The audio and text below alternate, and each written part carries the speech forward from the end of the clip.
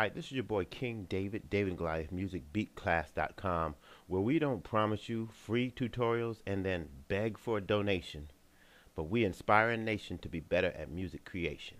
All right, now here's what I want to do is I live in a really cool community with a lot of different artists and rap artists, musicians, and so forth. So one of my neighbors came to me and said, I got this sample and I want you to make a beat out of it. So um, I said, sure. As soon as I get some time to work on it, I sat down and worked on it. Now the name of the loop is called Sunshine, and it is a really nice loop. So I'll just go ahead and play the loop.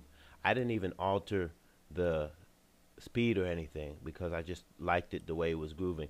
So I'm gonna go ahead and play that sample and let you hear it.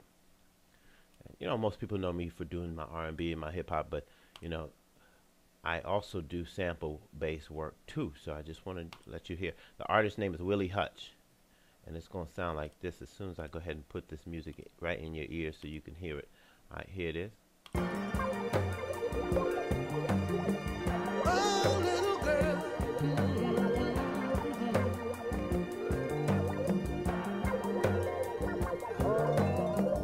All right, and I got that, and I put a little loop, turnaround loop in there with some drums. It sounds like this. That's from the same song by Willie Hutch. Okay, now let you hear what it sounds like with the beat that I dropped under it.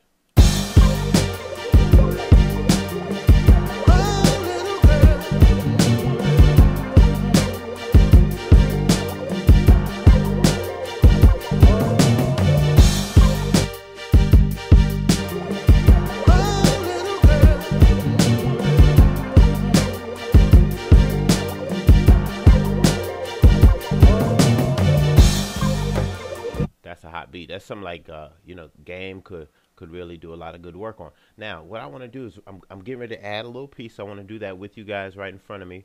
I added a couple extra items. Of course, I added some drums using my FPC.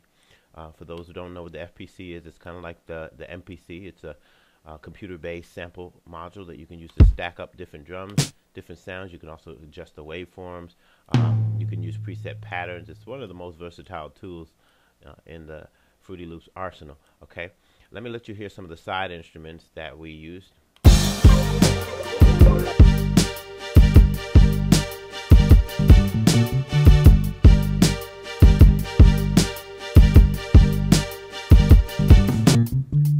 All right, first thing is the drums or the bass.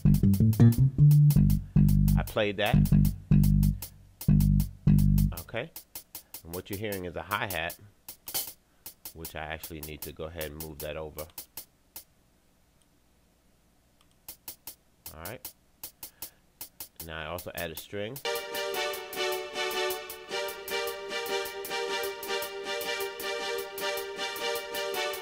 Kick.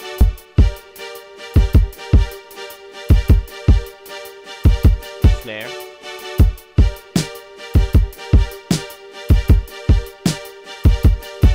Bass.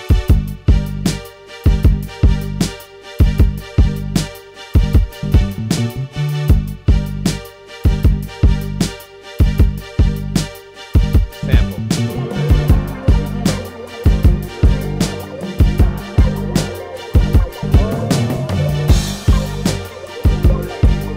And I added some crashes. Okay, so let's go ahead and get this last piece that I want to add to this whole loop. I just played this on my keys.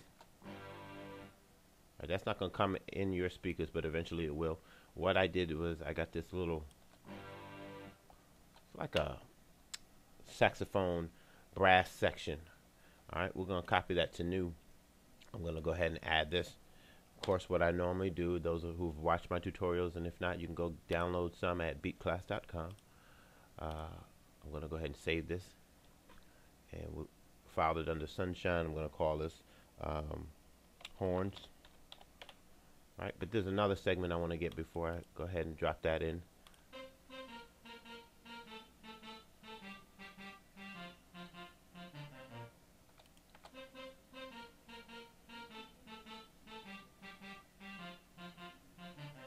All right, I want to add that part, so I'm going to go ahead and copy that to new. All right, shave off my Perfect. Save. And I'll call that horns riff. Alright, done. I'm just going to go ahead and close this out. I don't need that anymore. So let me go ahead and reload that whole section there. And this way I can pull up the instruments that I now have. There goes my horns. And there goes my horns riff. Alright, now I'm going to go ahead and play that from my keyboard controller. Let me move my mixer out of the way. Make a little bit of room over here, my workspace. Alright. And I'll slide down. And I'm going to get ready to record that horns riff. Alright. So I put on my metronome just so I can get the right timing. I'm going to set this to quarter beat for my quantization. And hit record and play.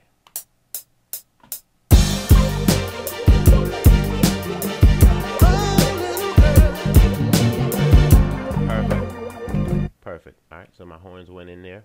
First thing I'm going to do is jump right on my my effects. I'm not going to waste any time. Go ahead and find a place for that to come out of. Putting it through insert 9. If I really wanted to be thorough, I will go ahead and name it. Right? This way later on I can know exactly what and where everything is. I can play back now.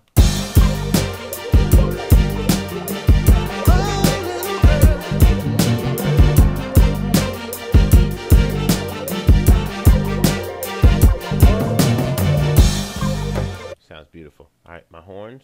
I'm going to add that on every downbeat. I'm going to switch to pattern 11.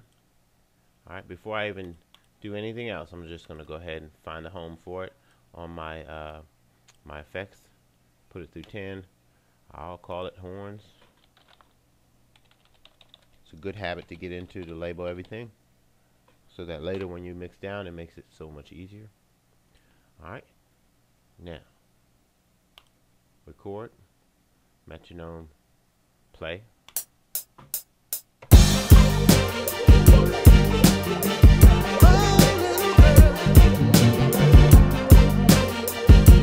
Alright, you could barely hear it, but it came out.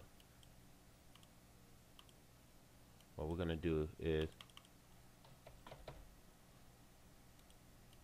alright, and the reason why we can't hear it is because we got it muted. There we go.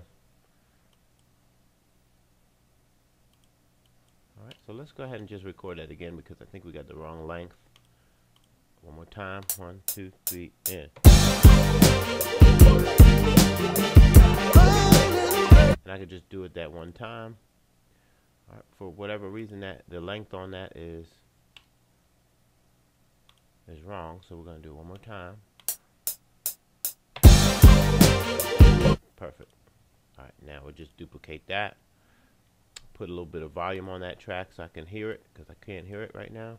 Play.